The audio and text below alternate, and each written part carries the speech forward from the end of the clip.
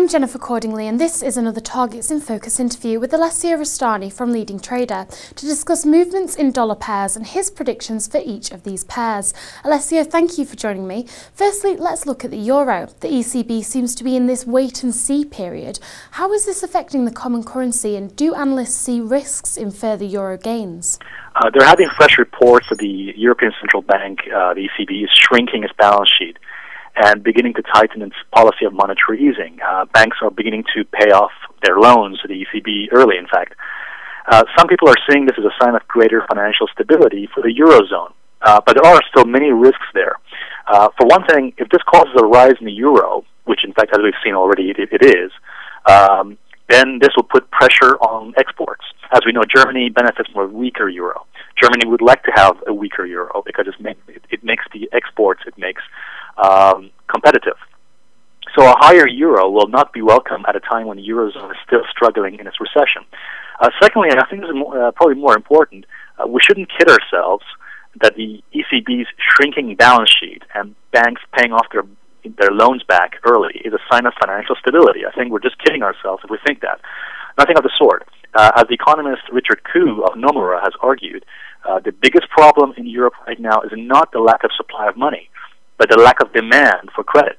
The big surprise of this economic crisis is that the money stopped flowing through the economy. They're throwing more money into the banking system, as we've seen the ECB has been doing so, but it's stuck there. This is what we call a liquidity trap. The money is not washing around the economy and is not doing any good. So what does the ECB do? They put more money into the economy. The expansion of the money supply is enormous, but it's not really being demanded. That's the problem. And my view is until people want to borrow money in Europe, until money is being demanded, Europe's problems will not be solved. Alessio, what are your short, mid and long-term predictions for the euro-dollar? Yeah, interestingly, a funny thing is that, Jennifer, just before, when I was preparing my report to you this morning, I was going to say that my prediction was that 1.35 level, the key psychological support level, would break. But it seems that the euro has stole my thunder a bit early this morning, because this morning about 7-ish, the euro-dollar actually broke that key psychological resistance level at 1.35, and we're just slightly above that level right now. Now, interesting, everyone is talking about the fact that the euro is rising against the dollar, but little is mentioned about the impact of the yen and the dollar index on the euro. We'll cover that in a minute, but let's cover the euro-dollar first.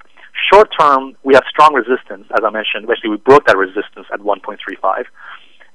This level is also where the 200 moving average is, by the way, on the weekly charts. It was a key technical level observed by many funds. The question is whether the euro-dollar, since we've broken the 1.35 level, can we maintain this level? Can we now hold ourselves above this level? And that's going to be key looking through this week. Let's move on to the UK. Ever since the UK Prime Minister announced the EU referendum, the pound has been on a slippery slope down. Can anything stop the pound's journey south in the short term? And do you see this weakness around the euro for a long time? Yeah. Well, let's cover the Cameron statement on the UK referendum, first of all. I wouldn't put much into that. I don't think the GBP's fall recently has been due to that so much, because one has to remember that David Cameron's comment when he said that we should take it with a pinch of salt, because when he said that he's going to give, if he gets re-elected in 2015, he will offer the British people a referendum by 2017 on whether the UK will stay in the European Union. Now, the fact is, that's what he actually said. He never committed himself to a no vote on the referendum, which is interesting. He never said he's going to vote no on that referendum. Secondly, I think he's only doing this for political reasons, to political gesturing to Brussels and the Eurosceptic base here in the UK. And finally, he himself admitted that he prefers Britain to stay in the European Union.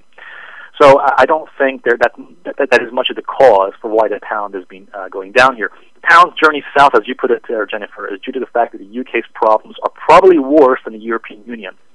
I don't know if you remember, Jennifer, but the last time we spoke back in October, if you recall, and I said at the time that UK's positive GDP figures at the time in October would not last, that it was just a one-off, perhaps due to the Olympic boost, that we needed to see consistency. And as we rightly predicted back then, we have not seen consistency. The economy shrank again in late 2012 by 0.3%. So not many people know this, but the UK is only halfway only halfway through the great deleveraging that began in late 2008. There is still a further 45 years of this deleveraging left, where companies, basically what they're trying to do is minimize their debts instead of borrowing.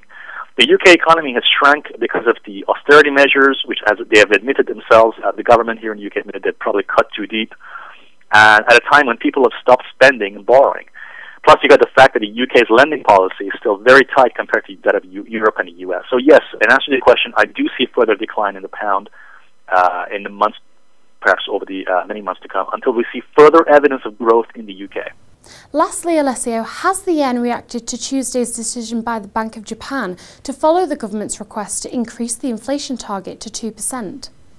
Yes, it would appear it has done, and the Japanese government seems pretty adamant on continuing its monetary easing policy to beat deflation. That's what they've said. We've seen the yen continue its downward free fall, which started late last year. The question is now, when is this decline in the yen going to stabilize?